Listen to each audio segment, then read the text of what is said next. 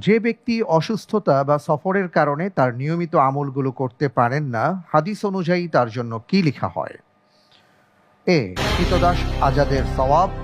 B, সুস্থ ও মুকিম ব্যক্তির পরিমাণ সওয়াব। সি, দিনে রোজা রাখা ও রাতে তাহাজ্জুদ পড়ার সমান সওয়াব। ডি, তিনি সুস্থ ও বাড়িতে থাকলে যা করতেন সেই সমপরিমাণ সওয়াব।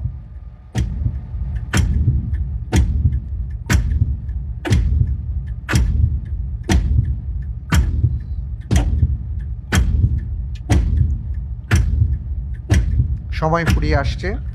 আমি আলহামদুলিল্লাহ উত্তর হিসেবে বেছে নিচ্ছি option D. Option D G. Fridge করা হোক। অপশন ডি,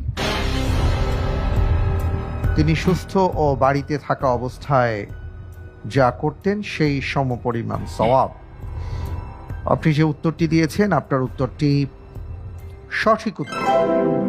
আলহামদুলিল্লাহ। জি, আবু মুসা আশআরী রাদিয়াল্লাহু তাআলা আনহু থেকে বর্ণিত একটি হাদিস রয়েছে, ক্বালা রাসূলুল্লাহ সাল্লাল্লাহু আলাইহি ওয়াসাল্লাম, ইযা মারিদাল আবদু আও সাফারা কুতিবা লাহু বিমিসলি মা কানা ইয়ামালু মুকিমান সহিহান।